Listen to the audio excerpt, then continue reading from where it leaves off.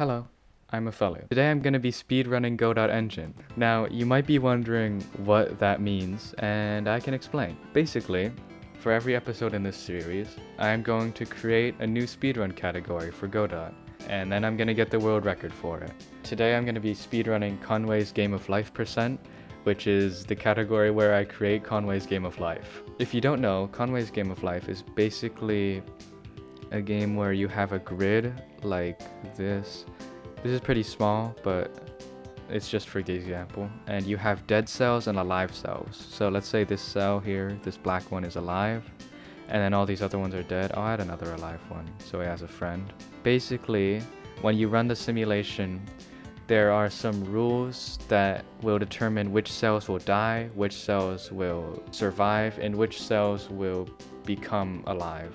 These are the rules here. I just have them open in case I need to reference them, which I probably will. But that's what I'm going to be doing today. So I have this empty project here. I just changed a few settings to have my grid here. It's 32 by 32. Alright, speedrun is starting in 3, 2, 1, go. Okay, so let's start by making a main scene here. I'll just call it main, save it. And I'll add a tile map here.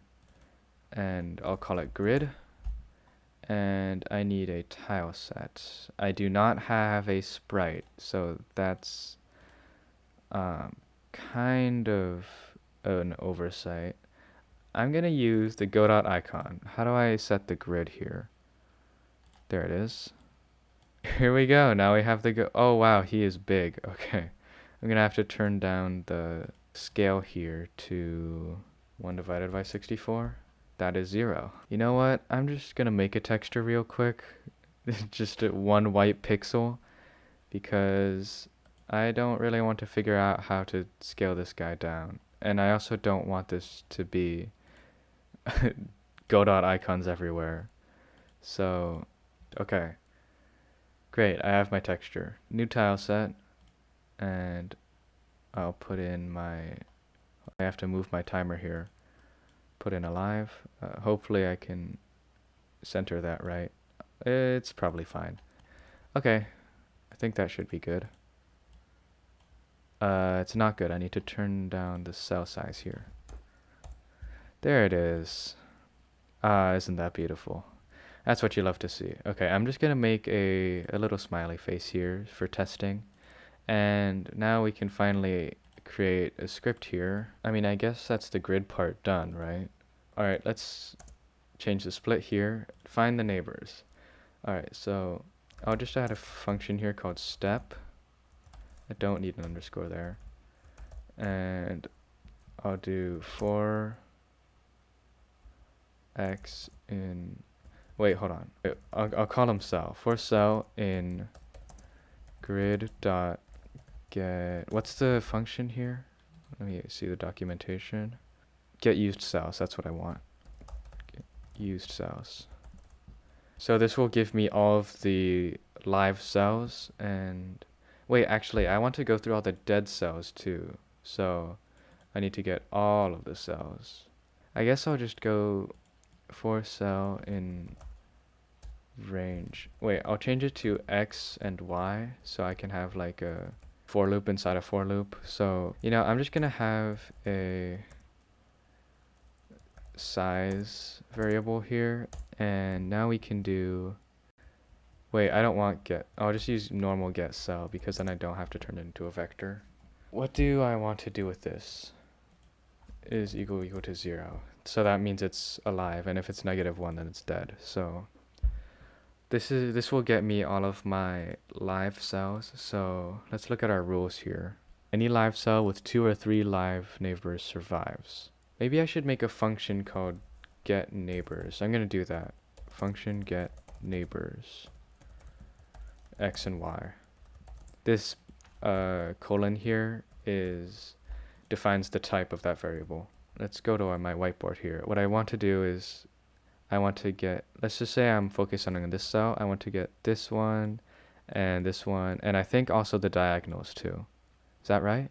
I think that's right. Yeah, that's right. Okay. I'm going to use a for loop again. For I in range x minus 1 and then x plus 1. Wait, no, that's not right. So for this loop, I want to get this. Oh, that's my camera. Hold on. I want to get from x minus 1 to x plus 1. Hold on. How does the range function work again? I can give it two values, right? Yeah, I can. So I had it right. X minus 1 and x plus 1. And then I'll do for j in range y minus 1 to y plus 1. So this is basically the same loop I have here, except it's only looping through, that's my camera again.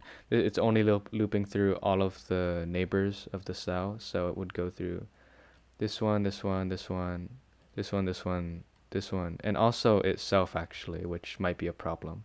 So yeah, and also not in that order. It would go from, I think it's going to go from top to bottom and then left to right. So yeah, I'm going to go if grid dot get cell ij is equal to 0. Actually, what I can do is make an array here. I'll just call it array, short for array. And then I'll append this to array. So just like that. And so this will give me an array of all of the neighbors. And then I also need to get rid of the case where ij is equal to xy. So if I is equal to x and j is equal to y, then continue. So this continue will break out of this loop. Wait, hold on, I don't want it to break out of the loop. I want it to skip this one. Wait, no, break would break out of the loop. Continue will continue to the next iteration of the loop. So I had it right. So I think this should work, and then I'll just return array. So that should get me all of the neighbors. I'll just do var n is equal to get neighbors xy. Actually, I think all I need for this is the number of neighbors, not where the neighbors actually are. So instead of returning an array, I'm going to return n, which will be the numbers of neighbors. Var n is equal to 0. And I'll just do, okay, elif grid dot get cell ij is equal to 1. So this will check if the cell is alive. Then I will do n plus equals 1. There we go. Now all I need to do is check the number of neighbors. So what was my thing here? Any live cell with fewer than 2 live neighbors dies. Okay. If n is less than 2, then I'm gonna store this in a variable here, this get cell function. So I'm just gonna call it cell, and then put that at the top. Var cell is equal to that. Okay, if cell is 0, then it's alive. So if n is less than 2, then cell is equal to -1. Wait, I should use set cell actually. 0. No, -1. Okay. Any live cell with 2 or 3 live neighbors lives. Okay. Elif n is equal to 2 or n is equal to 3, then I'll just copy this. And actually I want to do nothing. So I'll just, actually I don't need this function. I don't need this one at all because I'm not doing anything to it. So just get rid of that. Any live cell with more than 3 live neighbors dies. Okay. If n is greater than 3, then paste that.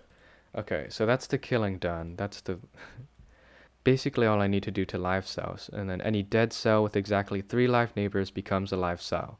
Okay.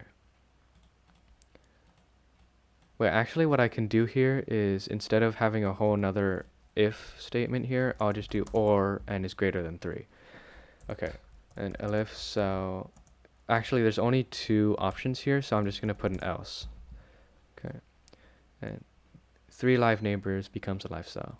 Exactly 3.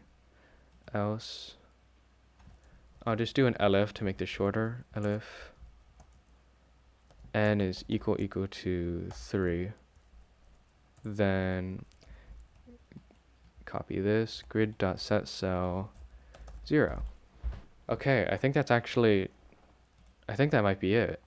Actually, what I'll do is I'll have a timer in my main scene here. Timer. And I'll just put it to 0.2. And then auto start. And I'll put this in a timeout. And then I'll connect timeout to step. So that will... So now step will run every time the timer runs out. So let's see if this works. Oh, okay. Maybe no. Let's see. Basically, when I ran it, it went for one step and then everything just died. I think that's what happened. So definitely, that definitely was not supposed to happen.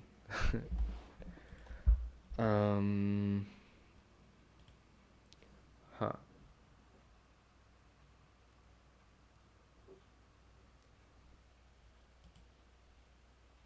Oh, okay.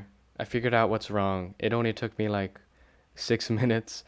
Look, there's the problem right there. I tried to see if it's 1, but I should have been checking if it's 0.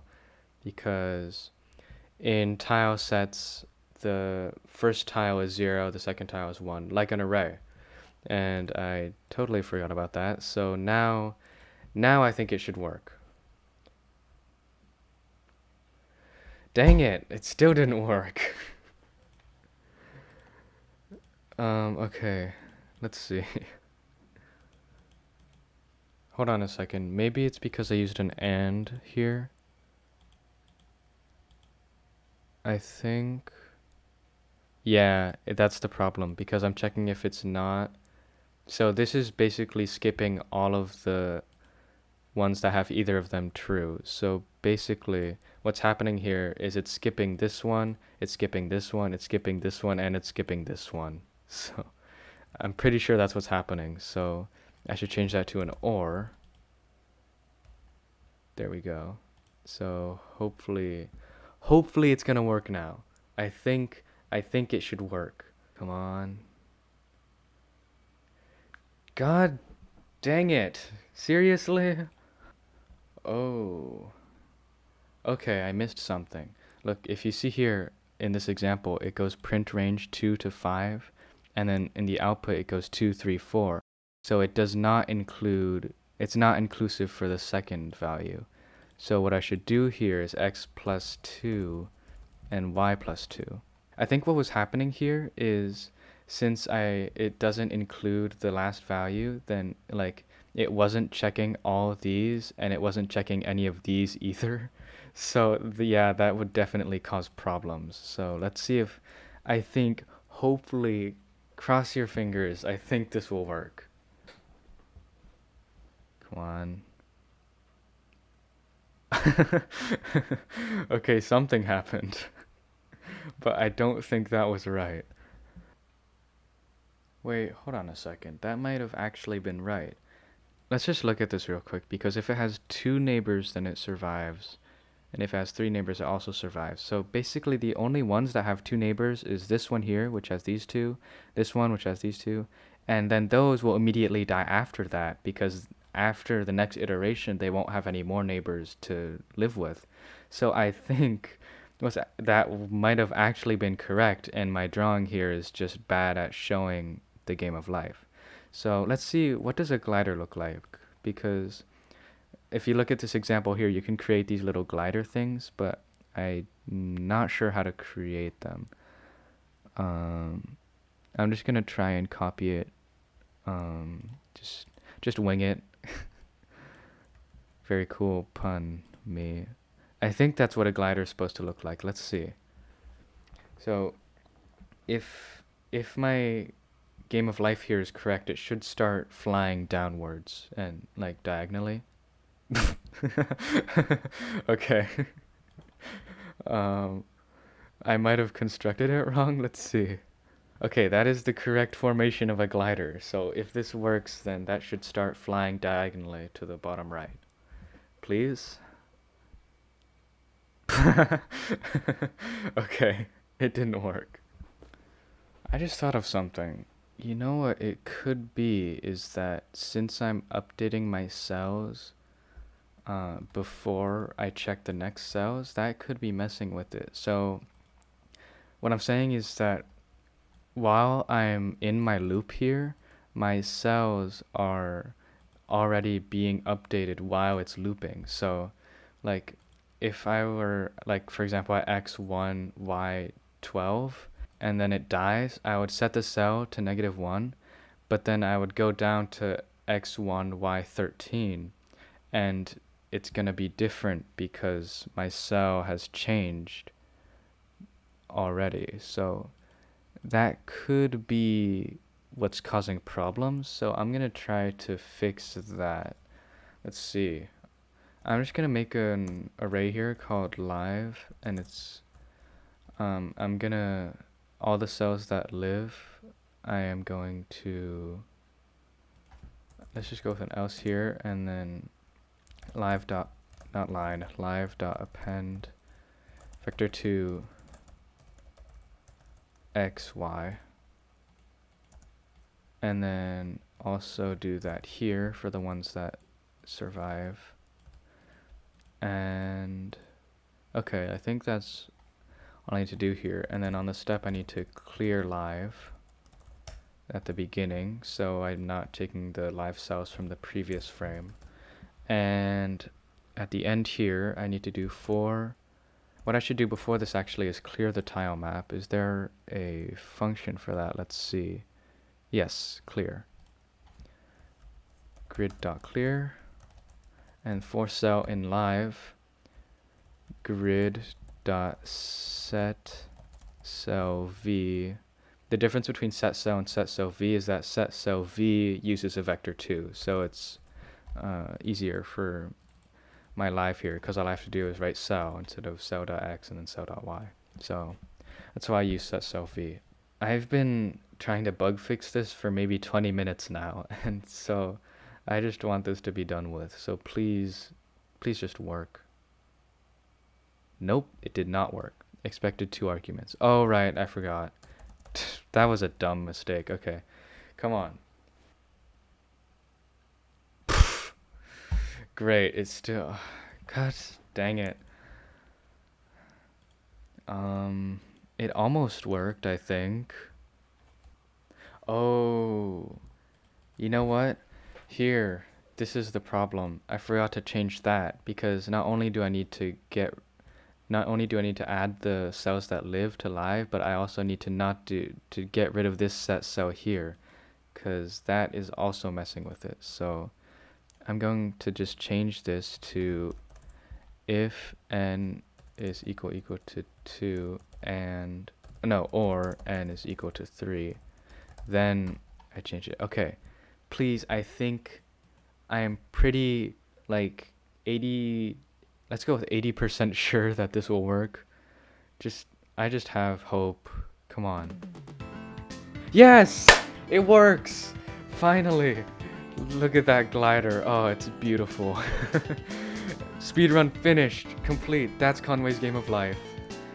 Oh my goodness. Yes, finally. That's my speedrun. It took 45 minutes. Look at them. They're gonna kiss. Oh, that's cool. Wow, that exploded.